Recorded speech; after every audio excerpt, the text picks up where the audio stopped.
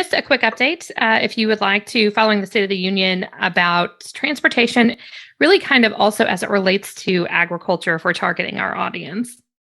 Well, there were a couple of things the president raised last night that I think are especially relevant for rural America. One thing was just the progress on the infrastructure package. This is a bipartisan deal that got us the biggest investment in infrastructure since the Eisenhower years. And what that means is roads, bridges, railways, ports. Even if you're a Midwestern agricultural community nowhere near one of the coasts, getting those ports right is a huge part of how we can get exports supported when it comes to our ag sector. So all of these things fit together, and the funding is moving.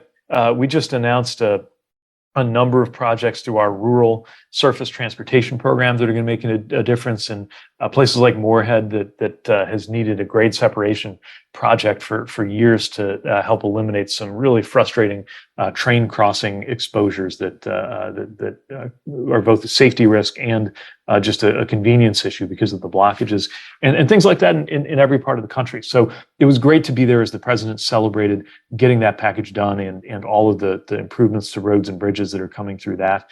Also, more broadly, talking about the economic agenda that's generated a manufacturing boom in clean energy and EVs, other things that are being built in places like Tennessee and Georgia and Indiana, where I grew up, where we're seeing a lot of manufacturing jobs and just so many success stories that help explain how we got to this 3.4% unemployment rate that is the lowest unemployment in America since long before I was born.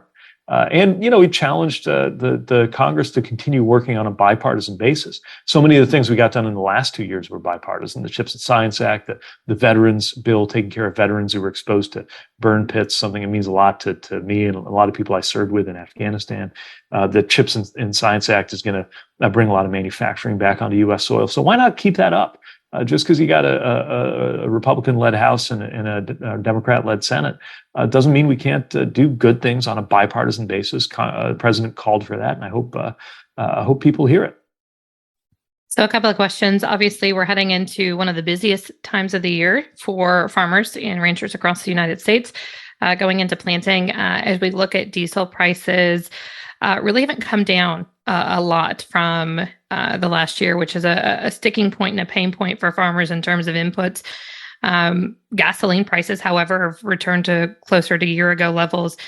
Is the administration still working and making some efforts to address those prices as well?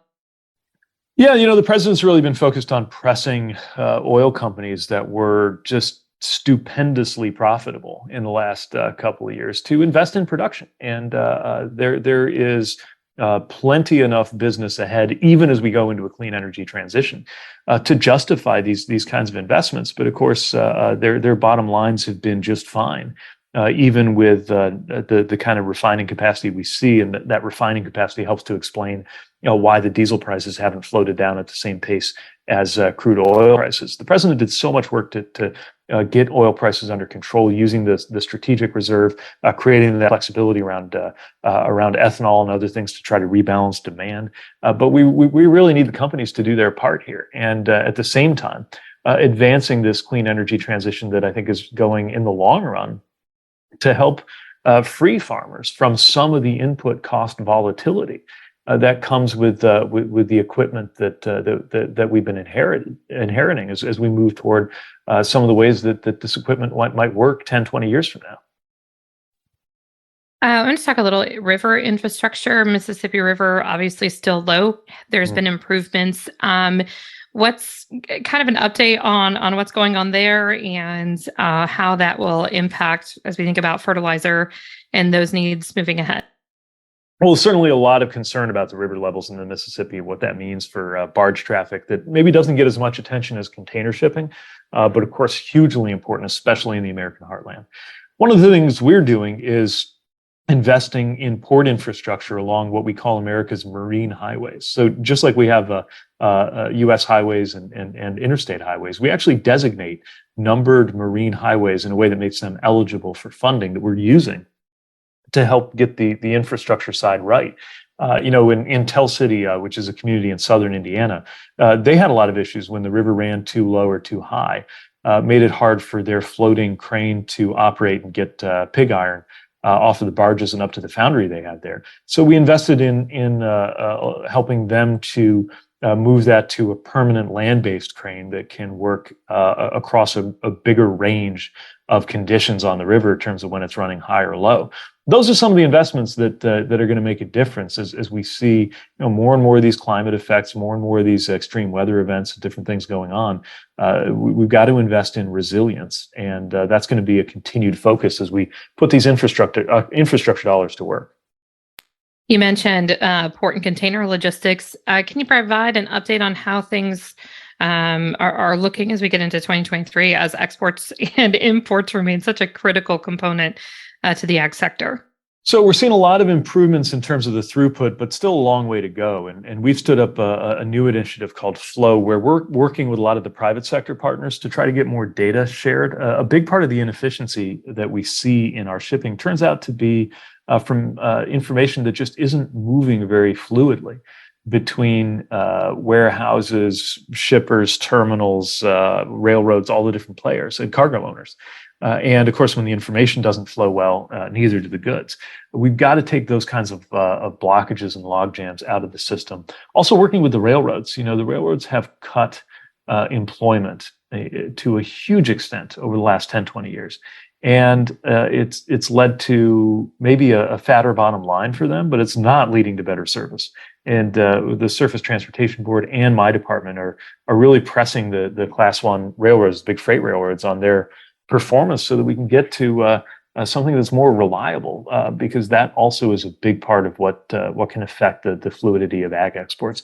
We grow and produce the best in the world. We should be selling it to the rest of the world, just like manufacturing, where the president says, instead of exporting jobs and importing products, we want to export our products and grow more of the jobs right here at home. Whether we're talking about farming, auto manufacturing, or anything else, that's the economic vision that we've been pushing these last 2 years, and we got a lot more to do to continue that vision. You talk about EVs in rural America. I know that's part of the plan. Also, how much does the administration and do we continue to invest in the infrastructure that helps us increase biofuels use, whether it's E15, year-round E15, E85, renewable diesel, biodiesel, so on and so forth? Well, I think the bio and renewable fuels picture is going to increasingly be part of what we call the hard to decarbonize sectors of transportation. Think about open ocean shipping, aviation. Sustainable aviation fuel is in its infancy, but it has to do with fuel that burns in current equipment. You don't have to retrofit a plane to run on this stuff, but it has dramatically lower life cycle emissions because of the way that it's produced. And that's a big part of the opportunity for the future, just as ethanol has been. This is a complex transition that's going to be playing out in various ways over the course of our lifetimes. We got to make sure we get it right and we support communities so that they can get in on the opportunity that comes with it. And on the other end, make sure that rural communities are positioned to benefit from some of the savings that come from just regular families not having to be as reliant on things like gas and diesel. That is only something they can really take advantage of if these EVs are affordable and if there's enough chargers out there, which is why we're working to improve both of those things, lowering the cost of EVs and getting chargers in every part of the country.